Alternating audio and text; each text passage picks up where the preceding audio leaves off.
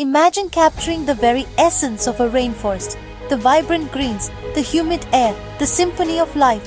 Not just its superficial look, but its living, breathing pulse, the intricate dance of flora and fauna, the constant cycle of growth and renewal. All contained inside a simple glass jar. This was the genesis of our experiment.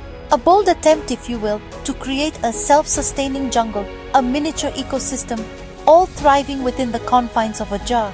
We carefully selected resilient pioneers, plants known for their adaptability and beauty, a vibrant Phytonia with its striking patterns and lush foliage, a delicate maidenhair fern, its feathery fronds adding an ethereal touch, and a cushion of emerald moss, providing a soft, verdant carpet.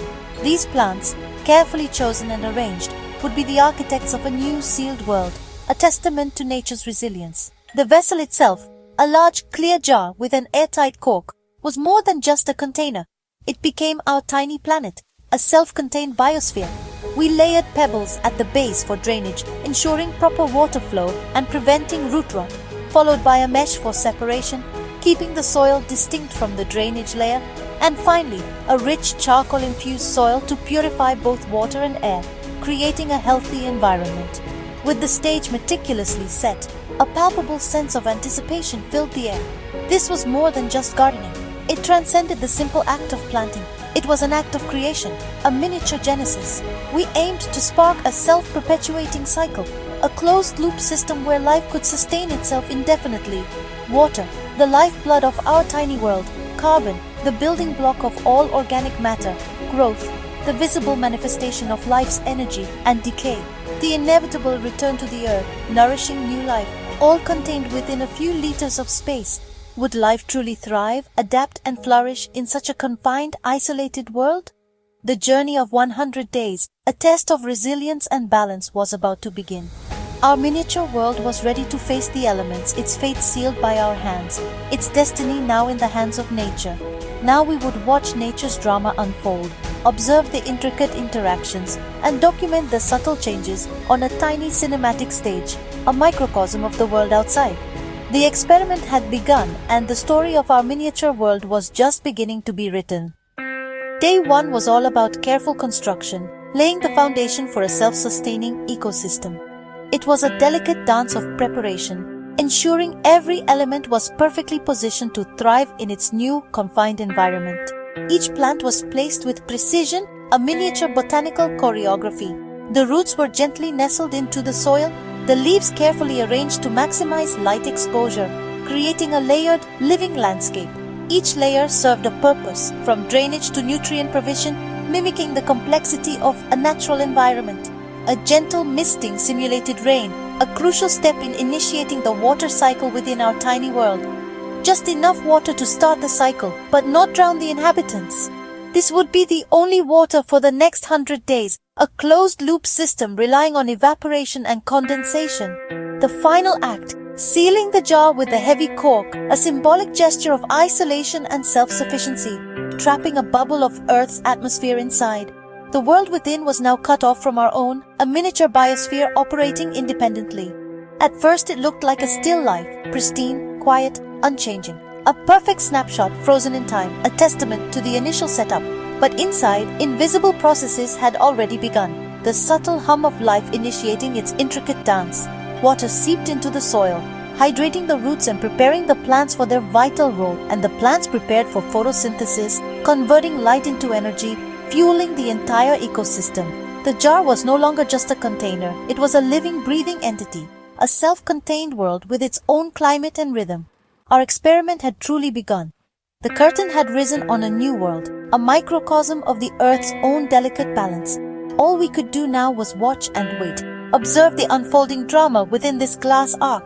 The sealed jar was now a stage for nature's silent drama. The adventure was underway, a journey into the heart of a self-sustaining world.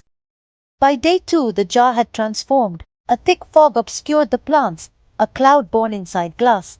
This was the ecosystem's first breath, the water cycle in action. Each morning, mist shrouded the world. By afternoon, the glass cleared, revealing vibrant green. As evening fell, droplets formed and rained down, nourishing the soil. This daily rhythm, evaporation, condensation, precipitation, became the jar's heartbeat. The air inside was saturated, creating a perfect tropical environment. The Phytonia's leaves firmed, the fern unfurled, and life took hold. The system was finding its equilibrium. The violent fog softened into a predictable pattern. The jungle in a jar was breathing, its rhythm steady and strong. Nature's cycles were now visible, miniature and mesmerizing. By week 3, growth exploded. The Phytonia sent out new leaves, unfurling with fresh vibrancy. The moss sprouted thread-like stalks, sporophytes preparing to propagate. The ecosystem wasn't just surviving, it was thriving. Then a surprise, tiny white springtails appeared, likely dormant in the soil or moss. Awakened by warmth and moisture, they became the jar's first animals. These detritivores played a vital role, breaking down decaying matter and recycling nutrients. The appearance of springtails added complexity and excitement. The jar was now a true ecosystem, with plants producing energy and springtails managing waste. We had provided the stage. Now unexpected actors had arrived. The jungle in a jar was wilder and more unpredictable than we'd imagined. The silent drama had a cast of tiny, energetic performers. Life was flourishing and the ecosystem was evolving. Our miniature world was now teeming with activity. The experiment had become a living story. The ecosystem entered a new phase. Life and death intertwined. An older Phytonia leaf yellowed, fell and settled on the mossy floor. Decay had arrived, but in a closed system, death fuels new life. Springtails and microbes broke down the leaf, returning nutrients to the soil. The Phytonia, in essence, recycled its own matter to grow. Nothing was wasted, every atom was repurposed. We witnessed a perfect miniature nutrient loop. The jar managed its own fertility in a silent dance of decay and rebirth. In nature, waste is a resource. Here that principle was visible and profound. The system was self-sufficient and self-cleaning. The presence of springtails and the disappearance of the fallen leaf proved the cycle worked. The jungle was not just growing, it was sustaining itself.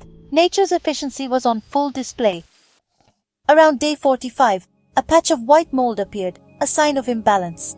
Mold in a closed jar can be disastrous, signaling too much moisture or decaying matter. We watched anxiously, resisting the urge to intervene. The system had to solve its own problems. Soon, springtails swarmed the mold, grazing on the fungus. Nature's self-regulation was in action. The mold, a sudden food source, triggered a springtail population boom. By day 60, the mold was gone, consumed by the jar's cleanup crew. The crisis was resolved by the ecosystem itself.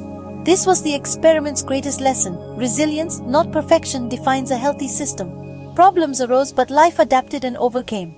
The jungle in a jar had proven its robustness. Balance had been restored, not by us, but by its inhabitants. With the mold crisis over, the ecosystem matured. The maidenhair fern flourished, pressing its fronds against the glass. The Phytonia adapted, growing leggier as it reached for light. Some leaves showed signs of stress, translucent spots from constant contact with condensation. These were living records of adaptation within a limited world. Meanwhile, unseen microbes kept the soil healthy and the nutrient cycle continuous. Leaves yellowed, fell, and were consumed. Their essence reabsorbed by the plants. The air remained fresh, a testament to the balance of photosynthesis and respiration. The jar was now an integrated community. Plants, springtails, and microbes all interconnected. The population of springtails stabilized, rising and falling with food availability. The jar had become a truly autonomous world, sustained by distant sunlight. The slow, profound process of ecosystem maturity was underway. Nearing 100 days, the jar reached remarkable stability. The wild fluctuations of early days gave way to a gentle, predictable rhythm. The water cycle became a soft misting, the glass clearing by mid-morning. The Phytonia grew tall, the fern formed a lush undergrowth, and the moss carpeted the floor. It was no longer a curated garden, but a wild, tangled miniature jungle. Life and death were in visible harmony. New leaves unfurled, old ones fell and vanished. Springtails thrived, recycling organic matter. The jar was a closed loop of energy and matter. Nothing lost, everything transformed. Observation became meditation, a reminder of nature's quiet power. The jungle in a jar was now a stable kingdom, needing nothing from its creator. It stood as a testament to life's resilience and ingenuity. Our miniature world had become self-governing and complete. On day 100, our glass jungle was no longer just an experiment. It was a self-contained world, a miniature reflection of the ecosystems that surround us. It had evolved beyond our initial expectations. Every element had a purpose: soil, carefully chosen to provide the foundation for life; water, the lifeblood that circulated through the system; plants, the primary producers, converting light into energy; and decomposers, the unsung heroes, breaking down organic matter and returning nutrients to the soil, all working in harmony. Remove one, even the smallest component, and the system would collapse, highlighting the delicate balance upon which all life depends. This tiny ecosystem revealed nature's fundamental truth: survival depends on balance and connection. Each organism plays a vital role, contributing to the overall health and stability of the whole. Plants and animals collaborated in a complex dance, a silent symphony of give and take, each sustaining the other. It was a beautiful example of mutualism in action. The waste of one became the food of another, a continuous cycle of renewal and regeneration, creating resilience far beyond any single part. The system as a whole was stronger than the sum of its parts. The lessons of the jar apply to every ecosystem, no matter how large or small, from puddle to planet. For 100 days, we watched nature's cycles: birth, the emergence of new life; growth, the steady expansion and development of the ecosystem; crisis, moments of stress and adaptation; and stability, play out in miniature. It was a microcosm of the natural world. It deepened our appreciation for Earth's own delicate balance, the intricate web of life that sustains us all. Our planet, too, is a sealed biosphere, a closed system with limited resources, its resources finite, its web of life fragile. We must treat it with care and respect. I invite you, create your own miniature world. Watch nature's drama unfold on your windowsill. Observe the interactions, the cycles, and the delicate balance. You'll witness beauty, resilience, and the profound lessons of life's interconnectedness. It's a reminder that we are all connected and that our actions have consequences.